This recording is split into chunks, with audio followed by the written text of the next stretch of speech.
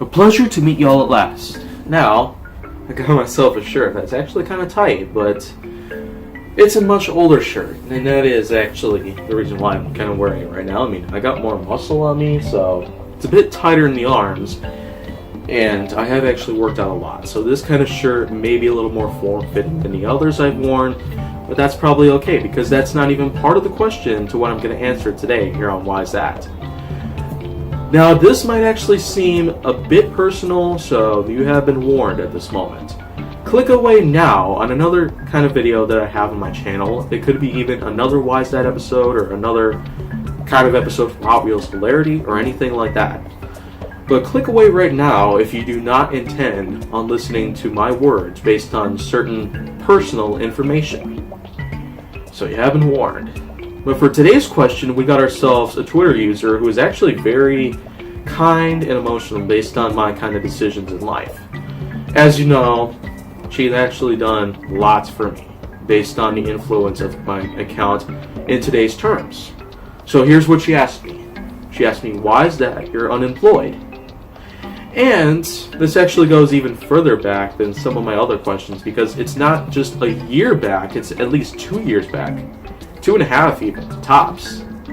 But here's the reason why I'm currently unemployed. Because my first actual period of work really tends to go on back in time. Probably even before I started middle school. I started middle school in late 2011. And I didn't actually start working and getting paid for the first time then. The first time I got myself into doing paid work to try to make a living was back in 2009 and 2010. Now that particular time was where I started getting paid to do certain bits of work, including household chores and other pieces of work that my parents usually would make me do any time that I'm free and not busy on my own terms. Some stuff that I have done including dishwashing, vacuuming, cleaning up the countertops, making beds, any of that kind of particular stuff I ended up getting paid for with a small tip. Compared to today's standards though, I tend on getting paid much bigger tips, and that is because of my age group, of course. Because I'm currently unemployed and I have been looking for jobs at the moment. And I have been doing lots to try to get by, other than to just keep on saving up and to just keep on trying to find method of living. To find some kind of shelter in which that I could spend my time in, until the time would come for me to start living in an actual house. But in 2010, at least, was where I had myself a bit of a custom-made calendar that had stickers and magnets on it that would represent anything that I have done for the house. And there was also lots of other bonus things that were going on, because back then I did not develop the maturity at the moment before my teenage years. And that was because I had been diagnosed with mental disorders and other liabilities to really cause some chaos at some point. I mean, it's not as destructive as it used to be for me, but there's just no telling what could happen to me. I'm impulsive, I've been stripped of some free will, and there's just no telling what else could happen at this point, but that's probably enough about that. But anyways though, in 2010 and 2011 even, I mean, I'm sure that part in life might have gone out to 2011, but it was around that time at which I started getting paid, not just in money, but in things that I wanted. Things like toys and books. Those things would actually be rewarded to me as soon as I completed a certain number of tasks. And there was also this point at which I even got rewarded with fish. Not goldfish or whale snacks, crackers, but actual fish. Freshwater fish, that is. Because there was a time me and my brother have had a large fish tank that was at least 25 gallons, and we've had at least 10 different kinds of fish to inhabit this freshwater tank. Although, of course, they all died by the end of 2012, and that's alright, really. Anyhow, though, onwards to 2012, really, because 2012 was a big change and was also a big uprise in my savings, really. I kept an enormous tube, an enormous plastic tube, and it carried as much as 70 pounds worth of coins. Dimes, nickels, pennies, and quarters. Half dollars and $1 coins might also be accepted. The gold dollars or silver dollars. But that probably wasn't too likely because I didn't get many of those back then. Although, in more recent times, I had gotten a ton of $1 coins. And that was because of some vending machines using those $1 coins as refunds, rather than just quarters and others like that. But in 2012 was where it all started to change, for the better, really. Because that was the time in which I started to work with my grandparents. Now, today, my grandparents actually reward me with at least $10 an hour for a certain period of time. That my current hourly there is at least $10. But the main part about it is that they paid me to do work around their place. They have a large forest, and they live on top of a kind of a high mountain, actually. There's a forest near their house, and their house has a large deck with a pretty darn smoky grill even. I mean, I have not really seen that grill smoke for some time. But their house has more than 3 stories worth of floors, really. And there's plenty of other things around there I can mention about that particular house. Other than that, it has a remote garage, which stores their extra equipment, materials, and likewise, including their lawnmower, their snowblower, their large generator, which can supply extra power to power your electronics even. But there was a lot more to that than just my grandparents that eventually came through and just flowed me to the other side of a river, which would lead me straight into adulthood and what adult life would look like. Because in 2014, because in 2014 even was where I started to learn that I would soon become eligible to work part-time, because that was actually a big turning point for me. The age of 15, 16, somewhere around that time was where I really started to look into trying to find a job for me, to doing some part-time work. However, though, that particular time didn't exactly stop in 2014 and 2015, because it kept on going up until April of 2016. Probably a little further back than that, but that's fine. April 2016 was where I managed to get myself a first ever part-time job.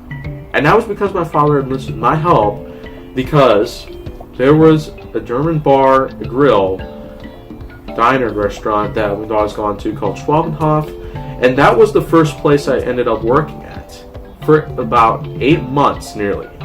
April 2nd of 2016 to November 25th of 2016 was the time at which I started to work there. And I actually made it at least $1,000 that whole time that I worked there.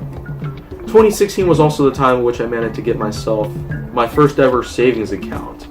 This way I could keep all of my debts and funds, anything that I could, based on monetary assets, in a safe place. So this way, if I have cash on me, then it won't be as much as I would have.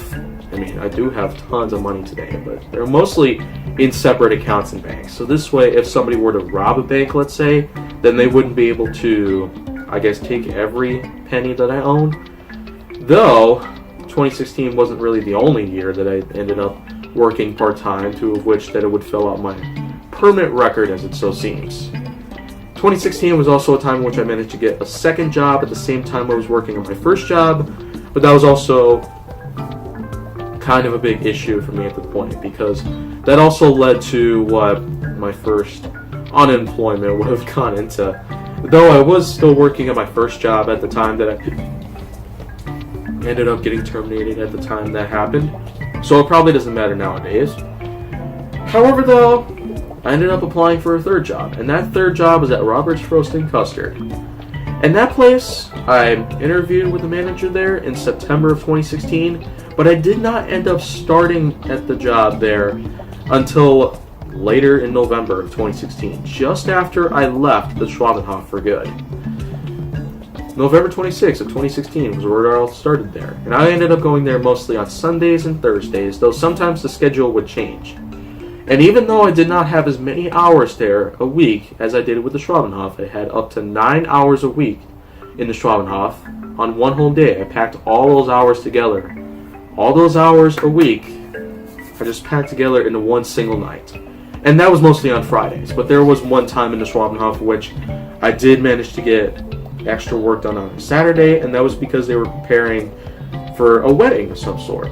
So they had me come in on Wednesday for about another 4.5 hours And that's probably alright too, because now that's just how I knew for a fact that it would always just end up with some overtime work, and that's how I knew overtime work would become a bit of an advantage for me later on. But nowadays I really don't get much of that because, like I said, I'm unemployed, and like Twitter user asked me if I'm unemployed, and the Twitter user also asked me why is that I'm unemployed. And of course that actually goes even further, because after 2016 and into 2017 was where some type of communication related issues started to take place then. And by the end of February of 2017, it kind of just got awry pretty badly. So on March 2nd of 2017, at the same time that I was going to a Milwaukee auto show, when I came back home, my father gave me the news finally that Roberts was laying me off of employment. They were letting me go from their employment. They were letting me go from their payroll for good. And I found out within the next year, and I'm not joking, it took me a little more than a year to figure the whole thing out, that communication-related issues were the primary agent, the primary cause as to how my unemployment came to be from Roberts. So after March of 2017, April 2017, May of 2017, all the way up to today, was where I kept on struggling and struggling and struggling and struggling and struggling to keep on looking for other jobs. But the reason why it took me more than a year and a half to do so was because in August of 2017, around very early of August of 2017, was where my parents were telling me that they were going to give Social Security a phone call, and they eventually explained to me that Social Security was going to be doing an interview with me. And so I just agreed to go into it because I have done interviews before, and I've even taken a personal financing class that taught me about what interviewing should be doing, how interviewing somebody should be done in terms of the questions and otherwise. So what I did was that I had an interview with Social Security agents on the phone. They asked me several questions, including my birthday, some other personal information of mine, and they also asked me some other stuff based on other places I worked at, which 3 were the Schwabenhof and Roberts, as well as a third place which was a retirement home, but that was my second job, so that probably should have been second in terms of in order: Schwabenhof, the retirement home, and Roberts Rosenkuster. Those were the 3 jobs that I had legally part-time, in which that Social Security ended up getting involved. But Social Security nowadays, for me, they're really no longer just wanting me to work. And now that I'm actually looking for jobs right now, I mean, I did spend an entire summer, last summer that is, picking up applications from various places around the town just so I could find out which job I would work with the best.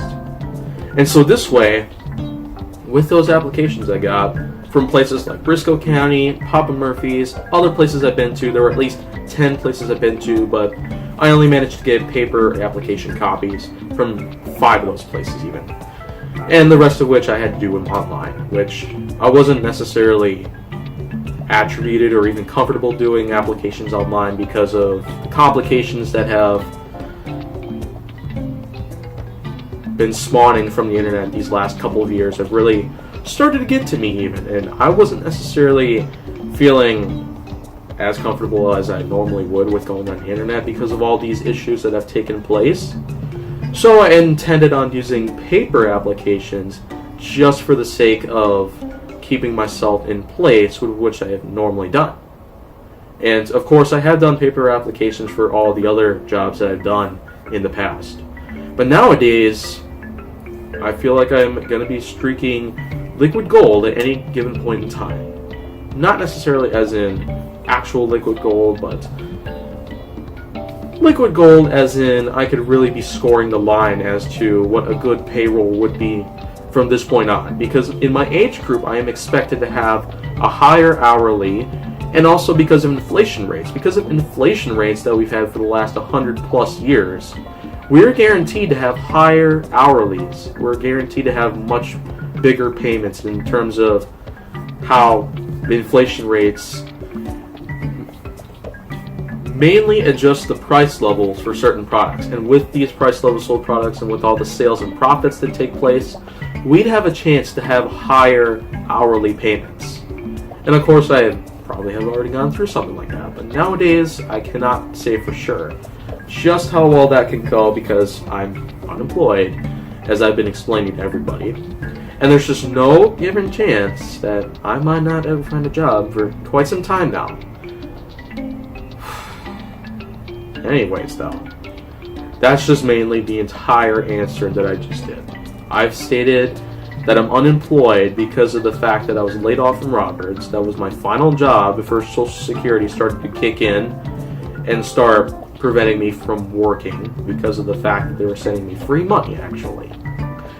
Nowadays, though, I am just actually starting to take charge and have some confidence in myself that I am going to get back to work in civilian life, that is. I am no longer just going to stay cooped up in somewhere relying on things like YouTube, Opinion Outpost, and other things like that to make some extra money on, or even mowing others' lawns. I mean, that's not the only thing I could do to get by. But anyways, though, if you want to see more, go down to my channel. Make sure that you keep watching my videos and make sure that you like, subscribe, comment, follow me on social media, and stay on the Hollywood side, so this way I can keep on answering anybody's questions. And the whole thing just motivates me pretty darn well. All 5 of those things that I just mentioned motivate me pretty well.